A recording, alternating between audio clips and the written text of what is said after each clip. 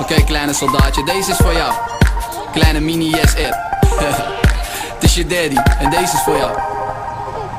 Dit is voor mijn boy, mijn kleine jongen. Ik dacht dat ik al was, maar ik ben nu pas begonnen. En ik zal alles doen zodat je trots op mij kan worden. Dit is voor mijn boy, mijn boy. Dit is voor mijn boy, mijn kleine jongen. Ik dacht dat ik al was, maar ik ben nu pas begonnen. En ik zal alles doen zodat je trots op mij kan worden. Dit is voor mijn boy, mijn boy. Hey kleine jongen, hier spreekt je trotse vader. Haal uit je daddy, want je daddy zal je waken. Je daddy heeft gehangen en gestrokeld op de straten. Maar nu is alles anders, zal me net te gaan gedragen. Want ik wil dat je weet, dat ik nu voor je leef. Dat papa op je let en op tijd je flesje geeft. Shout-out aan mijn vader, ja die man was er altijd. Plus die man heeft me geleerd hoe een echte vader moet zijn. Dus wat ik heb bereikt, dat geef ik aan mijn zoon. Ik deel het met mijn mensen, spit het op de microfoon. Dus luister kleine boy, je daddy is vlak hier. En ook al ben ik onder rood, weet dat ik jou zie. Halen. Dit is voor mijn boy, mijn kleine jongen. Ik dacht dat ik al was, maar ik ben nu pas begonnen. En ik zal alles doen zodat je trots op mij kan worden. Dit is voor mijn boy, mijn boy. Dit is voor mijn boy, mijn kleine jongen. Ik dacht dat ik al was, maar ik ben nu pas begonnen. En ik zal alles doen zodat je trots op mij kan worden. Dit is voor mijn boy,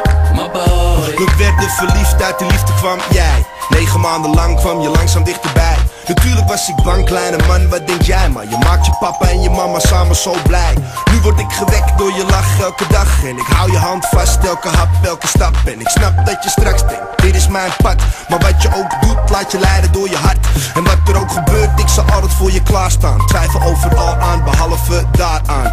Kijk je pa gaan, doe het voor de man van mijn leven. Ik heb nooit geweten dat ik zoveel om iemand kon geven. Dit is voor mijn boy, mijn kleine jongen. Ik dacht dat ik al was, maar ik ben nu pas begonnen. En ik zal alles doen zodat je trots op mij kan worden. Dit is voor mijn boy, mijn boy. Dit is voor mijn boy, mijn kleine jongen. Ik dacht dat ik al was, maar ik ben nu pas begonnen. En ik zal alles doen zodat je trots op mij kan worden. Dit is voor mijn boy, mijn boy.